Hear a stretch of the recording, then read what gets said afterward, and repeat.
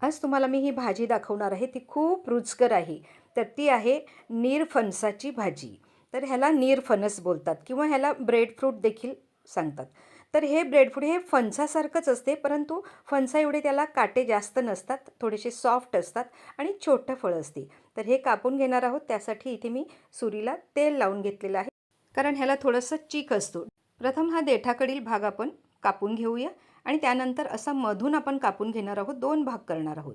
भाजीसाठी आपण अर्धा निरफणस वापरणार आहोत. तर हा निरफणस तुम्ही असाच ठेवला तर त्याला ते काळं पडते. त्यासाठी इथे थोडंसं मी पाणी घेतलेलं आहे आणि ते पाण्यामध्ये असं आपण ठेवून दिलेलं आहे. तर आता हा निरफणस कसा कापायचा? हा मधला जो भाग असतो तो घ्यायचा नाही. त्यासाठी अशा प्रकारे हा मधला जो भाग असतो तो काढून टाकायचा आहे. हा घ्यायचा नाही. दुसऱ्या ह्याचा देखील आपण तसाच भाग काढून घेऊया. तो फेकून द्यायचा आहे आणि त्यानंतर ही निरफणसाची आपण साल काढणार आहोत. तर सुरीने अगदी इझिली निघते. सुरीने काढू शकता किंवा तुम्ही पिलर घ्या, आपलं बटाटा वगैरे सोलायचं आणि त्याने देखील एकदम व्यवस्थित निघते. तर हे संपूर्ण साल आपण आता काढून घेणार आहोत.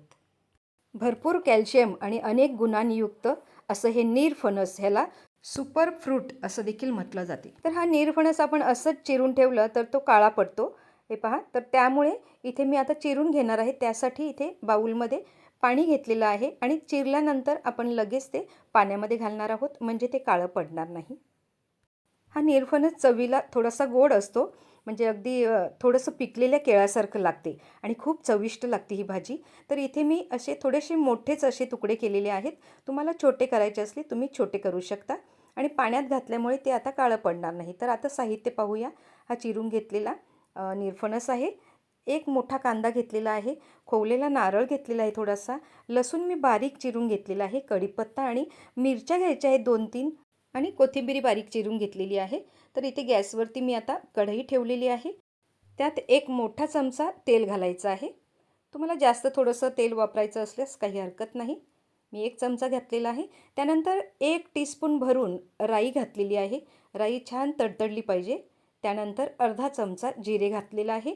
थोडंसं गॅस कमी केलेला आहे आणि झाकण द्यायचं आहे, कारण ते बाहेर उडते.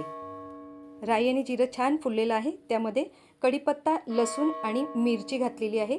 मिरची इथे मी जास्त घातलेली आहे, त्याने खूप छान टेस्ट येतो. परंतु तुमची लहान मुलं असतील तर मिरची थोडी कमी वापरा. थोडासा हिंग घातलेला आहे, अर्धा चमचा, आणि छान मिक्स करून घ्यायचं आहे. अगदी छान मस्त असं लालसर रंग आला पाहिजे. फोडणी छान झाली पाहिजे. कांदा घालायचा आहे. 12:30 वाजलेले आहेत, चर्चची घंटा वाजत आहे. परंतु ह्या भाजीला काही वेळ लागत नाही. अगदी 10 मिनिटामध्ये ही भाजी तयार होते. तर झाकण द्यायचं आहे आणि मंद आचेवरती कांदा थोडासा गुलाबी रंगावरती परतून घेतलेला आहे. ह्या भाजीमध्ये आपण तिखट वापरणार नाही आहे, त्यासाठी आपण मिरचीचा वापर केलेला आहे. अर्धा चमचा हळद पावडर घालायची आहे.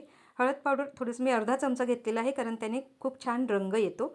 आणि आता हे पाण्यात घातलेलं निरफणसाचे तुकडे आहेत ते घालायचे आहेत आणि त्यानंतर चांगलं हे व्यवस्थित मिक्स करून घ्यायचं आहे. प्रत्येक फोडीला ही आपली चांगली फोडणी लागली पाहिजे. 1 मिनिटासाठी आपण झाकण देऊन ठेवायचं आहे. गॅस मीडियम टू स्लो आहे. तर 1 मिनिट झालेला आहे. हा निरफणस खूप सॉफ्ट असते, त्यामुळे लवकर शिजते, म्हणून मी थोड्याशा फोडी मोठ्या केलेल्या आहेत. तुम्ही छोट्या फोडी केल्या तर तुमचे अजून लवकर शिजून जाईल. त्यानंतर अर्धा चमचा मीठ घातलेलं आहे आणि सगळं व्यवस्थित मिक्स करून घ्यायचं आहे.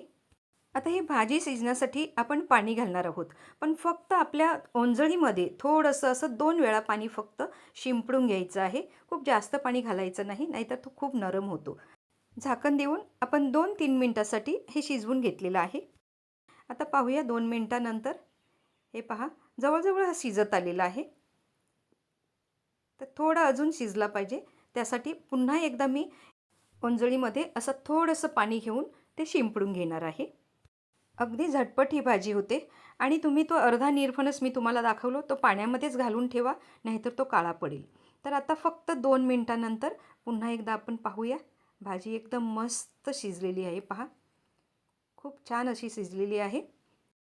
त्यामध्ये 4 टेबलस्पून इथे मी ओलं खोबरं घेतलेलं आहे आणि बारीक चिरलेली कोथिंबीर आणि चांगलं व्यवस्थित मिक्स करून घेऊया.